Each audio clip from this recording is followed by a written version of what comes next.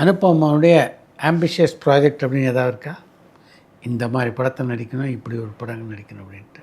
Sir எல்லாரும் சொல்கிற மாதிரி தான் கமல் சார் ரஜினி சாரோட நடிக்கணும். Sorry I have nothing new to say. அது மாதிரி வாய்ப்புகள் வரவே இல்லையா, இல்லை வந்து மிஸ் ஆச்சா? இல்லை வரவே இல்லை. ஸோ சார்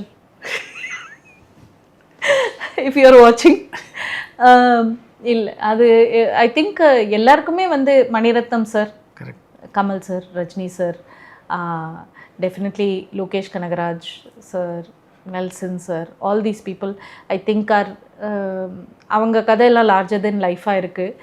அதில் ஒரு சின்ன கேரக்டர் பண்ணணும்னு ரொம்ப ஆசை. பெரிய கேரக்டர் கொடுத்தா வேண்டான்னு சொல்ல மாட்டேன், பட் சின்ன கேரக்டர் ஆகுது. ஆமாம் அட்லீஸ்ட் ஒரு சின்ன கேரக்டர் ஆகுது. அது வந்து you feel that you are part of a big universe. அந்த யூனிவர்ஸில் வந்து எப்படியோ நமக்கு ஒரு அவங்க ரூமில் இருந்தாலே ஒரு வைப் இருக்கும்ல, some greatness which you get. So maybe அந்த மாதிரி ஒரு ஆம்பிஷன் தான் இருக்கே தவிர, எல்லா படமுமே ஆம்பிஷியஸ் தானே சார். நம்ம வந்து we are creating something which we are not. So எல்லாம் ஒரு சின்ன படமும் வந்து நான் சொன்ன மாதிரி ஒரு மைசன் இஸ் கே, அடுத்த நாள் லஞ்சுக்கு காசு இல்லை, அந்த காசு வருதே வந்து ஒரு ஆம்பிஷன் தானே.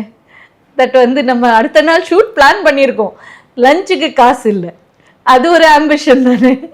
ஸோ எனக்கு தெரிஞ்சு எல்லா கேரக்டர்ஸுமே வந்து ஆஸ் அன் ஆக்டர் எனக்கு வந்து ஆம்பிஷியஸ் தான்.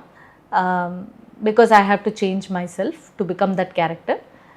So yeah, but definitely Kamal sir, Rajini சாரோட வேலை செய்கிறதுக்கு வாய்ப்பு கிடைச்சா அது வந்து we will feel fulfilled. And அது வந்து ஒரு ஆஸ்கர் லெவலில் போய் அப்புறமா நம்ம ஆஸ்கர் வாங்கி அது ஓகே. சின்ன சின்ன ஆசை இதெல்லாம்